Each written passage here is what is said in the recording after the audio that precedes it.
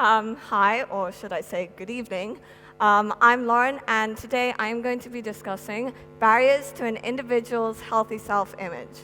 And the reason why I wanted to talk about this today is because it is a growing issue in our society, and it's important to the growth of a person. Secondly, we hear this issue being talked about people who have taken it to the workplace. So I believe it's time for a young person to give a new understanding and a new perspective. And finally, once we have broken down these barriers, we have allowed a voice. I'm even breaking down a barrier now because I'm making my voice heard. So the foundation to an individual's healthy self-image is identity. And the meaning of identity is the fact of being who or what a person or thing is. So the question we should be asking ourselves is, who am I? Now, I can go straight to the surface area, and I could say, I'm Lauren, I'm 17, almost 18. I'm from South Africa, I have brown hair, green eyes, and I'm a small person. But that only forms part of my identity. What really forms an individual's identity is knowing what you like or dislike, knowing your strengths and weaknesses, knowing your talents, and knowing the way in which you as an individual work.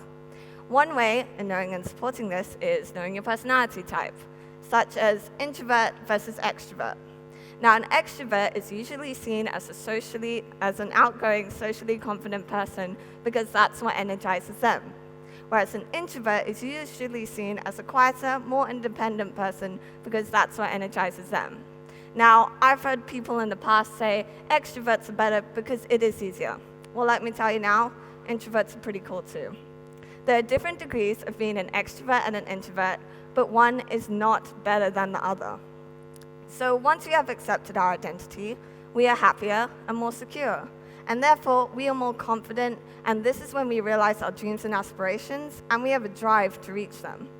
Now, there are many barriers to accepting identity. One is growing and developing platform, which is social media. And this means Instagram, Twitter, Facebook, Snapchat, and many more. Social media is being introduced to a younger age each year, and the number of social media users is only rising. Social media is a good thing. It allows us to communicate. It allows us to have fun. But we need to realize the power of social media, because the image that social media gives is an improved, better, perfect lifestyle and perfect identity, which does not exist. Because the reality is, it's been changed, it's been filtered, it is short-term, it is not real. Social media has the capacity to change what a person wants and who a person is. An issue constantly being linked back to social media is body image. And this doesn't just affect girls, this affects boys too. Boys who will go on steroids to get the perfect abs and the perfect muscle, while girls will suffer from being anorexic to get the perfect figure.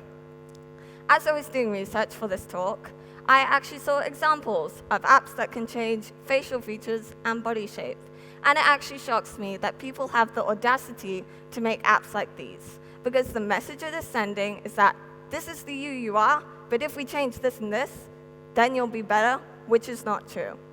Another example of a barrier is bullying. And bullying doesn't come in the form of just verbal and physical abuse. It comes in the form of cyberbullying as well. Trolls going on the internet just because they don't like what they see or hear.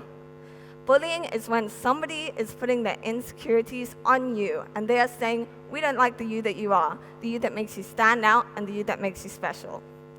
I can relate to bullying the most because I was bullied myself. I was emotionally scarred, I struggled with friendships, and I didn't know where or how I could fit in. There came a point where I broke, and I felt like I couldn't get back that mental strength because I had lost security in my identity. Once we are confident in our identity, we can block out the negative words and phrases because we know we are better and more capable of what they say.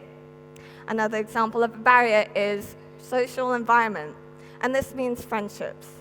Friendships are short-term, but they are long-term too. When you're in a friendship or friendship circle, you should feel safe and happy to be who you are because you should feel valued and belonged. If you are constantly comparing yourself, constantly questioning who you are, these are not the right friendships because friends are there to build us up and support us. A final example of a barrier is stereotypes. Social, cultural, political, economical, and many more. An example of a social stereotype is the stereotype of men and young boys not being able to cry. Some men and young boys have been brought up in a background where they have been taught this, or it's just a matter of fact that some boys are better at showing emotion than others. It's the same with girls. Some girls are more emotionally stable than others, so why are we putting the stereotype on men and young boys?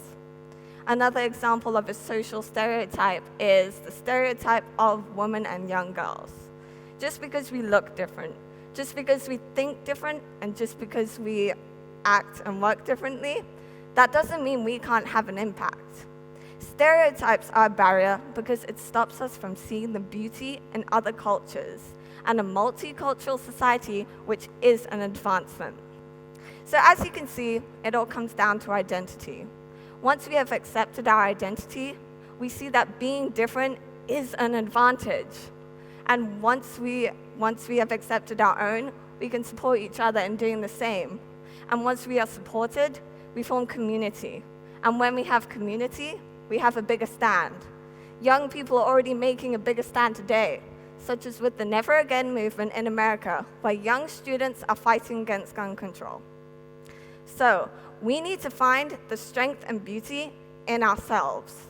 Be real, be authentic, be original, and love who you are every single day, because that is the best way to live.